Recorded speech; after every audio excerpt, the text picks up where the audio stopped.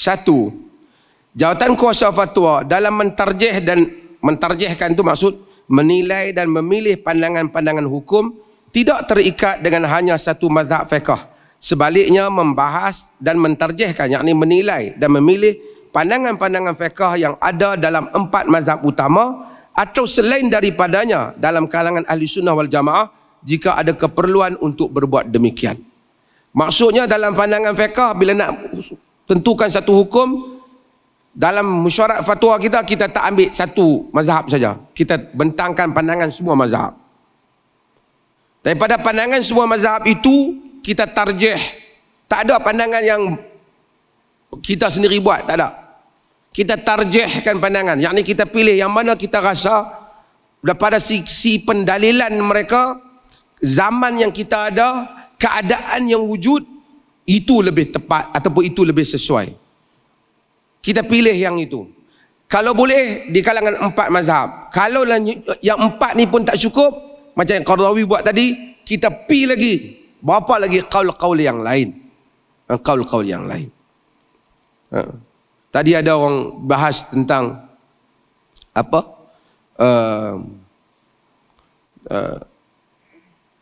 Nasab anak. Dr. Akram kata ada yang kurang daripada 6 bulan.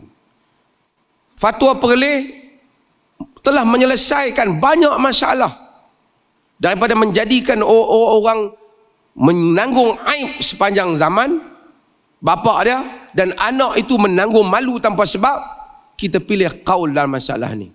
Walaupun ada qaul ni di kalangan mazhab Abu Hanifah, dikaitkan pandangan Abu Hanifah dalam hal ni, ada qaul-qaul fuqaha yang kita sebutkan tadi, mereka juga memberikan pandangan ini. Sebab itu lebih membantu dalam menyelesaikan masalah dan lebih kukuh dari segi pendalilan pada sisi pandangan jawatan kuasa. 2, bagi hukum hakam yang telah ada dalam mazhab-mazhab muktabar yang tidak berkait dengan faktor perubahan, jawatan kuasa akan memastikan pandangan yang dikeluarkan telah didahului oleh mana-mana mujtahid muktabar yang terdahulu. Yakni bagi hukum hakam yang tak perlukan ijtihad baru, tak ada kaitan dengan perubahan zaman, tak ada keadaan yang mendesak, ada dalam kitab-kitab yang lepas, kita akan cuba pastikan pandangan yang kita keluarkan itu memang telah ada qaul di kalangan ulama-ulama mazhab.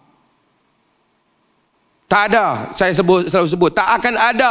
Tuan-tuan boleh cari satu pendapat dalam jawatan kuasa Perleh ni, keluar satu hukum, tak ada satu mazhab kata pandangan tu. Tak ada. Tak ada.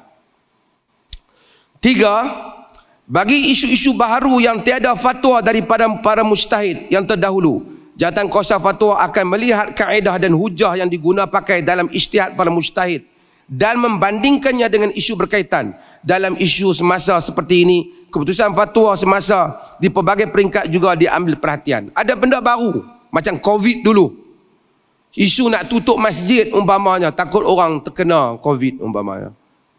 Isu nak jarakkan umpamanya, kita ambil kira semua. Hal-hal tu jarang berlaku, tak disebut dalam kitab fiqh, tapi kita ambil kira. Boleh tak penjarakan kalau sekiranya ada benda yang membahaya, mengelakkan daripada penyakit atau seorang tak merapatkan. Kita bandingkan pula antara tanggungjawab menjaga diri daripada kena penyakit dengan sunnah merapatkan saf. Itu semua kita ambil kira. Kerana hal tu memang nak rujuk dalam kitab fiqh tak ada. Walaupun ada Ibn Hajar menyebut masjid-masjid ditutup pada zaman berlakunya wabak, tapi kita ambil kira bagaimana pelaksanaannya. Kerana hal itu berlaku bukan kosong. Argument pada kes-kes yang hampir serupa walaupun tak sama telah kita ambil kira di dalam mengeluarkan fatwa. Tuan-tuan dan puan-puan, untuk jawatan kuasa fatwa, dia nak keluar fatwa, dia tak boleh Dr. Basri, Dr. Akram, saya dan semua yang ada, Dr. Ruzaimi, Dr. Zaharuddin, semua yang ada ni, bila nak keluarkan fatwa, kita 15 orang, kita nak keluar fatwa berhubung dengan perubatan, kita sendirilah fikir, Google tengok macam mana, lepas tu kita keluar. Tak boleh. Kita akan panggil pakar perubatan berkaitan, main bentang pada kita. Dia kena ceritakan macam mana dari segi. Kalau kita tak puas hati dengan penerangan dia, kita cari lagi yang lain yang berbeza pandangan dengan dia, bagi pandangan kat kita. Sehingga baru kita rasa jelas, baru kita keluarkan pandangan kita. Sebab tu kadang-kadang tengok ada doktor juga dalam fatwa. Bukan, dia datang untuk sesi itu saja. Pakar haiwan ke, kita nak bincang tentang makanan ikan yang kita keluar, haram ke halal. Ikan dia berapa hari bila dia makan najis, dia hilang najis di tubuh dia. Kita panggil bahagian akor tu. Kita panggil bahagian tu, mari terang pada kita. Kita tanya dia. Kita nak keluarkan tentang alkohol tu, kita panggil bahagian kementerian dan orang yang terbabit. Barulah sesuatu fatwa itu boleh dibuat.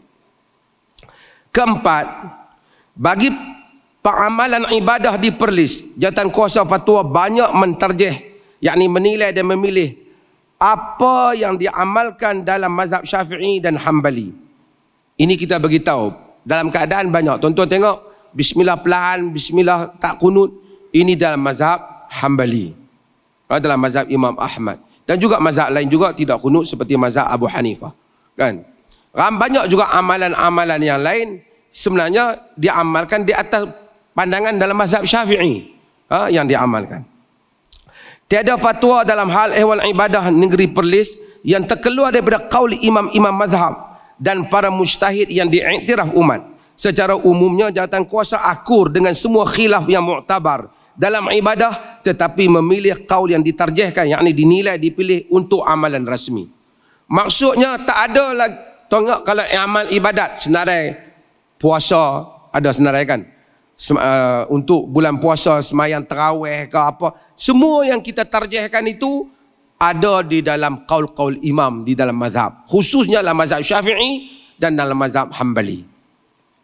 Tak ada qaul yang Perlis keluarkan, tak ada siapa kata Perlis kata, tak ada. Semua telah didahului oleh imam-imam. Dalam masalah yang khilaf, fatwa iktiraf, kita iktiraf. Bismillah perlahan pun kita kata, bismillah kuat pun kita tak kata bid'ah. Tapi kita kata amalan rasmi yang ditarjihkan ialah bismillah perlahan bagi bacaan yang jahar. Kalau ada orang bismillah kuat, dia bukan imam, dia semayang sendiri, tidak ada apa-apa kesalahan di sisi perundangan kita. Kata dia kunut, tidak ada kesalahan di sisi undang-undang kita. Tapi bila dia jadi amalan rasmi, iaitu dia mengamalkan sebagai imam rasmi di masjid yang dilantik oleh kita, dia mengamalkan amalan yang ditarjihkan oleh kita. Habis itu orang kata Perlis, dia kata kunut sesat. Itu dia sendiri reka, dia sendiri meroyan. Dia tak ada, kita tak keluar fatwa tu. Sebab tu sila baca teks fatwa tu. Kita akan kata ada pun sekian-sekian khilaf yang mu'tabar. Semua ujung tu kita akan melihat perkataan khilaf yang mu'tabar. Khilaf yang mu'tabar, maksud khilaf yang diiktiraf. Walaupun sebahagian amalan tu ada ulama yang menyebut bid'ah, seperti qunut subuh, ada ulama yang menyebut bid'ah. Tapi dalam fatwa kita tidak mention perkataan bid'ah tu. Kita kata bahawasanya kita tak memilih yang itu. Kita tak memilih kerana kita tahu hal itu telah ditarjihkan di dalam mazhab Syafi'i. Dan khilaf itu mu'tabar, khilaf yang mu'tabar ni khilaf yang ada dalil dia yang kuat. Khilaf yang, maksudnya khilaf ni semuanya mengemukakan dalil. Bukan khilaf syok-syok ustaz di sandang di dinding dia pun berkhilaf dengan orang lain. Bukan. Khilaf yang datang daripada perbahasan fiqhi, perbahasan fiqh. Itu maksudnya. Jadi jika kita lihat dalam fatwa amalan negeri Perlis ini, dia dalam keadaan demikian. Dalam keadaan demikian. Sebahagian orang tu dia kata mazhab dia pun tak tahu. Macam dia kata dalam mazhab Syafi'i patutnya lepas semayang kena zikir kuat-kuat ramai-ramai dan kemudian baca doa ramai. Perlis ni tak ikut. Itu bukan mazhab Syafi'i. Dalam terang-terang tak ada tu. Boleh baca. Disuruh perlahankan, melainkan untuk mengajar untuk satu ketika dan kemudian diamkan. Kitab-kitab dalam mazhab ulama-ulama Syafi'i tidak suka zikir yang kuat sehingga mengganggu orang ataupun dikuatkan zikir. Itu kadang-kadang orang yang dakwah ni mazhab Syafi'i, depa ni mazhab lain, dia pun tak tahu Syafi'i itu Syafi'i apa. Kita tanya mazhab Syafi'i itu ambil di mana? Dah depa kata mazhab Syafi'i macam tu. Mazhab ni dia ada sumber dia untuk dirujuk. Dia ada sumber dia untuk dirujuk. Dan ada kaedah-kaedah dia untuk dibaca. Membezakan qaul dia yang asah, yang masyhur. qaul ashab dia, yang sahih, yang asah, dan macam-macam lagi kaedah di dalam membaca buku-buku. Bagi setiap mazhab ada kaedah-kaedah yang tersendiri. Okey. Dalam hukum hakam munakahat dan muamalat, munakahat ni penikah kahwin. Tuan-tuan perempuan ada letak ni? Dalam hukum hakam munakahat dan muamalat, pendirian jawatan kuasa fatwa lebih terbuka dengan melihat kepada nas dan maslahah. Dalam masa yang sama berusaha memastikan fatwa yang dikeluarkan mempunyai asas daripada mazhab yang empat atau para mujtahid yang lain. Maksudnya dalam nikah kahwin, muamalat, fatwa kita taklah sangat tertumpu pada mazhab Syafi'i dan Hanbali. Kita lebih luas. Sebab itu tuan-tuan tengok, macam saya selalu duduk sebutlah, harum manis pun kena zakat kat Perlis ni. Itu samalah mazhab Hanafi umpamanya. Umpamanya hak penjagaan anak, kita tarjihkan pandangan bahawasanya maslahah anak lebih diambil kira daripada latar belakang agama ibu ataupun bapa. Ini kita lihat kaul, sebahagian kaul dalam mazhab Malik, dan walaupun bukan dia kaul utama, tapi yang disebut di sebahagian fuqaha Malik dan juga sebahagian fuqaha dalam mazhab Ahnaf. Kerana kita ambil kira banyak faktor. Kalau mak tu umpamanya, kalau anak bapa tu jaga, bapa tu kalau kaki dadah ke apa yang membahayakan anak, kita ambil kira juga soal kemaslahatan, the interest of child, kan, maslahah kepada budak-budak tersebut. Jadi kita lebih luas dalam hal tu. Sebab tu tengok, mungkin tadi tengok fatwa-fatwa yang telah dibentangkan tadi tentang janin, tentang berniaga dengan non-Muslim, tentang masalah tanam rambut dan seumpamanya. Ada kita ambil daripada Ibn Taymiyah tentang qasar, yang kadang-kadang keluar Ibn Taymiyah daripada mazhab Hanbalinya. Dan kemudian banyak lagi contoh-contoh ni. Kita lebih kadang-kadang, walaupun sampai hal-hal ini, kita lebih luas. Kerana apa? Yang membabitkan urusan-urusan orang nak kena keluar bekerja, pegawai kerajaan berurusan, kan? Okey. Dalam pelaksanaan rasmi hal ehwal ibadah, munakahat dan muamalat di negeri Perlis, termasuk dalam masalah-masalah khilafiyah yang muktabar, adalah berasaskan tarjih, yakni pemilihan dan penilaian pandangan yang diputuskan oleh jawatan kuasa negeri Perlis. Maksudnya pelaksanaan rasmi. Habis kalau tengok di masjid tu, kenapa tak kata kunut tu salah? Kalau orang kunut tu tak jadi salah. Kenapa di masjid tak kunut? Itu rasmi. Kerana rasmi kita telah memutuskan tiada kunut berterusan subuh. Itu pada pandangan kita, pandangan yang pendapat yang lebih kuat. Kenapa bismillah perlahan? Kita pendapat itu lebih kuat. Kita tak kata yang satu lagi itu sesat ataupun salah. Kita kata itu pernah khilaf. Tapi yang rasmi ialah apa yang telah kita tarjihkan. Amalan yang rasmi yang lihat ada perhimpunan dalam kerajaan negeri ke apa, kalau yang dilaksanakan itu ialah secara yang rasmi.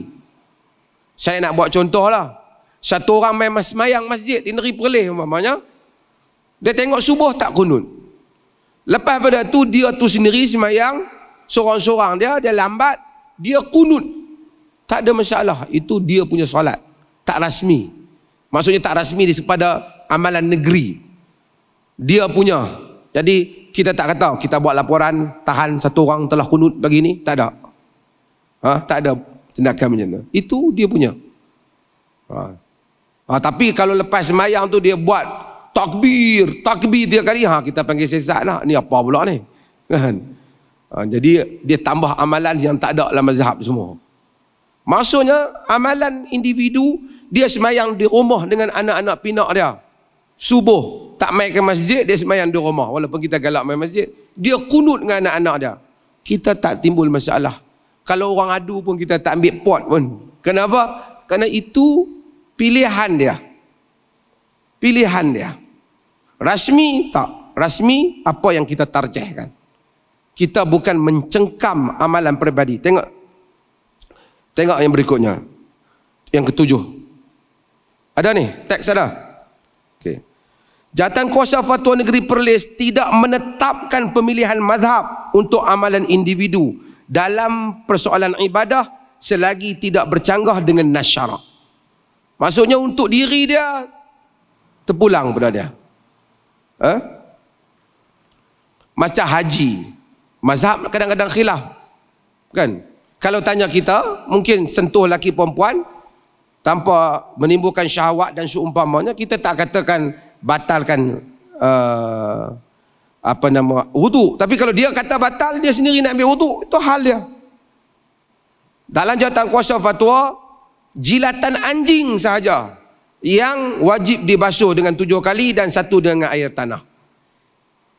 Kalau kena babi tak wajib basuh 7 kali dengan air tanah, basuh sehingga hilang kesan, bau, warna dan rasa. Rasa tu tak boleh tuan-tuan rasa. Yang tu ya, dari bahasa lama lah. Tak wajib. Itu pandangan kita. Kita tarjih pandangan itu. Tapi kalau satu orang, dia kena najis babi, dia tetap nak basuh 7 kali, itu pulang kat dia, urusan diri dia. Tapi yang kita keluarkan untuk jaib sini, bila mana dia nak buat operasi, nak tengok cucian yang halal ni, standard halal, kita tak kata wajib. Kalau babi, basuh hingga hilang kesan, tak payah air tanah. Sebab hadis tu sebut anjing, jilatan anjing saja. Kita pakai pendapat itu. Kita pakai pendapat itu. Kalau individu dia nak basuh sampai rejam diri dia pun, dia punya hal. Jangan dia wajibkan pada orang lain. Karena kita tidak menetapkan amalan mazhab peribadi orang. Okey.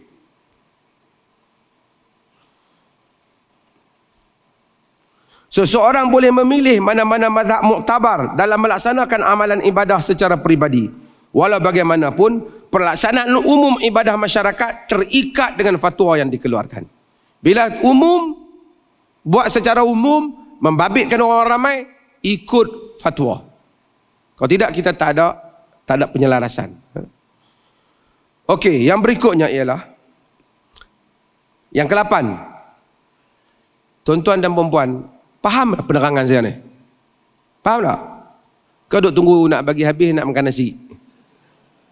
Faham tak? Sagi faham maksudnya bila orang bertanya, tuan-tuan boleh habaq boleh tak? Boleh habaq tak? Okeylah. Adapun perkara munakahat dan muamalah yang menjadi amalan masyarakat di dalam berurusan sesama manusia, setiap individu terikat dengan fatwa yang dikeluarkan. Ini berasaskan kaedah keputusan pemerintah menghilangkan khilaf. Kan? Hukmul hakim yarfa'ul khilaf. Hukum pemerintah mengangkat khilaf. Macam mana? Suami, saya selalu buat contoh ni. Nak bagi faham. Contoh ni paling mudah faham. Suami kata kat isteri dia, dia geram kat kita, aku talak hang 10 talak. Ada kepala meletup sikit kan? 3, dia bagi the first round tu, dia bagi 3 talak. Kalau dia rojok, dia tu duduk di Kedah, dia rojok ke mahkamah Kedah, maka jatuh berapa talak? 3 talak. Kalau rojok di mahkamah Perlis, jatuh berapa talak? 1 talak. Katakanlah isteri dia kata, abang bagi sampai 3 sampai hati abang. Ini cerita di Kedah. Bukan nak hina orang Kedah, nak contoh. Tak ada kaitan hina tak hina, ni contoh. Suami dia kata, walaupun sebut 3, tapi sebenarnya jatuh 1 ya ikut-ikut.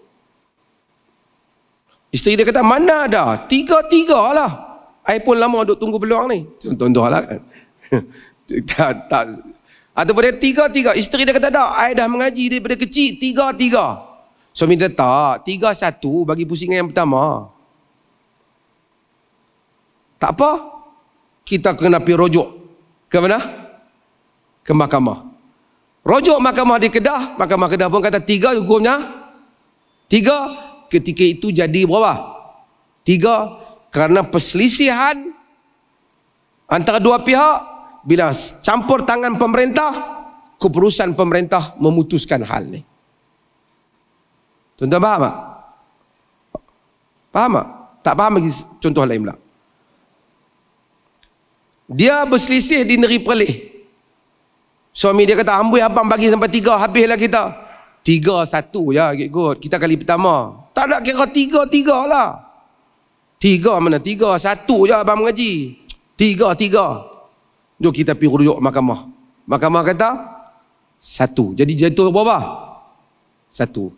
Kerana hukum pemerintah dalam hal perselisihan ni, dia mengangkat apa?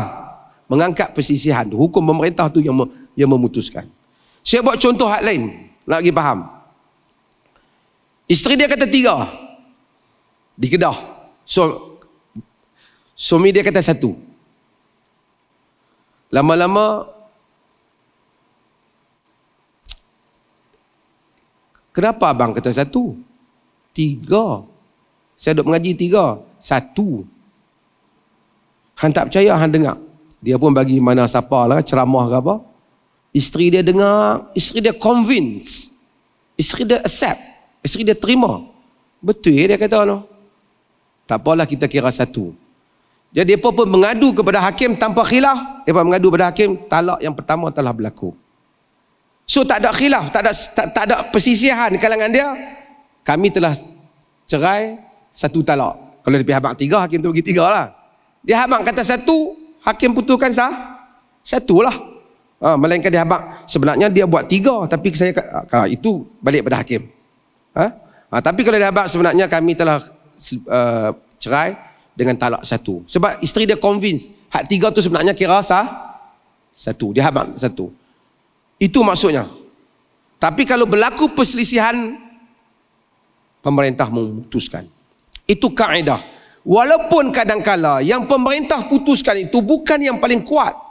Tapi bagi nak mengelakkan perselisihan. Nak mengelakkan perselisihan. Fuqaha buat kaedah tu. Bukan artinya yang pemerintah putuskan itu, mestilah itulah pendapat yang kuat di segi syarak. Tak. Tapi oleh kerana pemerintah memilih, kuasa penyelesaian mengelakkan manusia berbalah itu menjadi tanggungjawab pemerintah. Keputusan pemerintah selagi mana tak mungkar diterima. Macam tu juga bila berselisih hal-hal berhubung dengan hukum hakam. Katakanlah dia kata anak kita ni boleh bin kepada suami dia. Tok Wan dia kata tak boleh. Bapa dia kata boleh walaupun kurang daripada 6 bulan. Pemerintah boleh kata boleh. Maka bolehlah Tok Wan dia tu sedok buat kalut lah.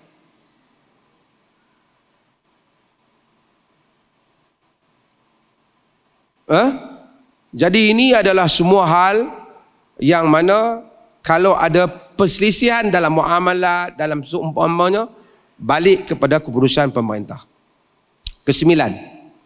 Habis ni masa? Habis dah Ustaz Khidir? Pengajian fiqh berdasarkan mazhab-mazhab yang muktabar dengan disiplin yang betul adalah dibenarkan, bahkan digalakkan dalam negeri Perlis. Penuntut ilmu hendaklah mengelakkan fanatik mazhab yang mengakibatkan pemusuhan sesama Muslim. Maksudnya, di negeri Perlis tak salah. Ada orang mengajar kitab Fiqhul Manhaji, boleh. Ada orang mengajar kitab Zadul Mustaqni' dalam mazhab Hanbali, boleh. Ada orang nak mengajar di dalam kitab mazhab Hanafi ke, mengajar, semua boleh. Yang penting, dia jangan fanatik dan ajak berbalah. Bila berlaku pada masalah yang telah diputuskan oleh jawatan kuasa, amalan rasmi ikut fatwa. Untuk dia bagi tahu dalam mazhab Syafi'i macam ni, dia bagi tahu itu mazhab Syafi'i. Terbaiknya dia bagi tahu juga dalam mazhab yang perlu amalkan mazhab sekian-sekian. Jangan ada ni mazhab Syafi'i, hak perlu amalkan tak ada kunut tu sesat tu. Yang tu kita stop pengajian dia. Pasal itu tak disebut oleh mazhab Syafi'i, tak disebut kerana pengajian fiqh yang mu'tadil, penyampaian fiqh yang adil dan insaf akan meraihkan khilaf yang muktabar. Khilaf yang muktabar ni khilaf yang ada dalil, masing-masing ada dalil. Dalil itu mengikut kaedah pendalilan. Kalau pi menari kat kubur tok kenali, khilaf. Ada ustaz kata boleh, tak boleh. Yang tu tak ada khilaf. Yang tu satu kesesatan. Duk pi menari kat kubur tu. Yang tu orang tak panggil khilaf yang muktabar. Khilaf yang muktabar ni khilaf yang berlaku di kalangan para fuqaha yang telah mengikuti sistem pendalilan yang betul. Fuqaha muktabar khususnya kita mengambil kira khilaf itu sebagai khilaf yang contoh banyaklah. Di Perlis khutbah tak pakai tungkat. Cuba baca fatwa pasal tak pakai tungkat. Kita kata memegang tungkat ketika khutbah adalah hukum memegang tungkat ketika khutbah adalah khilaf yang muktabar. Maksudnya kita bagi tahu ada ulama fuqaha yang besar pun kata sunnah pegang. Tapi Perlis memilih tak pegang. Bila Perlis pilih tak pegang, dia atas argumen yang kita pegang, termasuk argumen yang disebut oleh Al-Imam Ibn Qayyim, Nabi pegang ketika belum dibuat mimbar dan seumpamanya, khatib kita tak payah pegang lah. Dah itu keputusan di negeri yang kita ambil. Tak kena tungkat tak ada ni, nak khutbah macam mana ni? Tak payah lah. Kan? Tapi kalau dia sendiri nak pegang tungkat, dia seorang-seorang tengah padang, dia nak pergi, itu hal dia lah. Sebab itu, ini maksud kita dalam fatwa ni. Saya mengharapkan semua jelas. Ini saya secara impromptu sajalah. Mari sekadar apa yang terlintas untuk saya sebut di sini. Terima kasih banyak. Saya dengan ini Bismillahirrahmanirrahim merasmikan majlis penutup kepada seminar penerangan isu-isu fatwa peringkat negeri Perlis ini. Alhamdulillah. Dan alhamdulillah allazi bi ni'matihi tatimmus salihat. Segala puji bagi Allah yang mana dengan nikmatnya telah sempurnalah perkara-perkara yang baik. Dan insya-Allah kita akan ada siri-siri yang banyak lagi. Mudah-mudahan semua kita kongsi fatwa-fatwa ni untuk kita melihat bagaimana dia berbeza. Sikit saya nak sebut pada orang yang dengar ni, fatwa pihak yang mengeluarkan pandangan sahaja dengan kami yang fatwa ni pihak yang otoriti. Kami bukan fatwa-fatwa kena balik, tidak. Kami selepas fatwa kena fikir kesan fatwa itu pada pentadbiran negeri. Jadi sebab itu kadang-kadang ada pertimbangan-pertimbangan yang kita sebut. Kenapa kita kata macam ni? Kita tak putuskan dia terus kerana kita mengambil kira soal pentadbiran. Supaya dia tak jadi kacau dalam pentadbiran, dia selaras dalam pentadbiran. Kenapa kita tak kata semua satu pegang mazhab kita saja? Kenapa kita bagi ruang? Kerana kita pentadbir. Di bawah kita ada rakyat. Dan rakyat tu ada yang keluar, ada yang masuk ke dalam negeri Perlis. Kalau orang tu mai daripada Kelantan, mai daripada Terengganu, mai daripada tempat lain, masuk bah, berhenti dalam masjid negeri Perlis, kemudian dia semayang sama-sama dia mungkin tak tahu peraturan kita, dia buat antara dia, bukanlah amalan yang rasmi, kebetulan, dia berhenti-berhenti, kita tak menganggap itu sebagai satu kesalahan jenayah kepada dia. Dia semayang-semayang, dia pun kunut lah sama-sama dia, tapi jangan dia jadi imam. Dia sama-sama dia berhenti, dia pun patutnya dia ra'i lah ahli tempat tu, tapi dia tak tahu apa, tiba-tiba dia pun kunut lah, biasa dia pun kunut. 3 orang lepas semayang, mai lambat, dekat pukul 7 dah nak keluar, apa pun kunut. Kita pun taklah kepung dia ambil tindakan, untuk dia ambil tindakan di bawah enakmen syariah kerana melanggar fatwa. Kita kata amalan peribadi dia, selagi mana dia tak jadikan kempen. Kempen ni macam mana? Kita jangan semayang dengan imam waktu pertama. Biar imam pertama habis dulu, kita buat hak belakang, geng kita, geng kunut. Ini kempen. Ini cuba menjadikan sesuatu itu sebagai rasmi atau sebagai menjanggahi fatwa yang ada peruntukannya sendiri. Sekian, terima kasih banyak. Wassalamualaikum warahmatullahi wabarakatuh.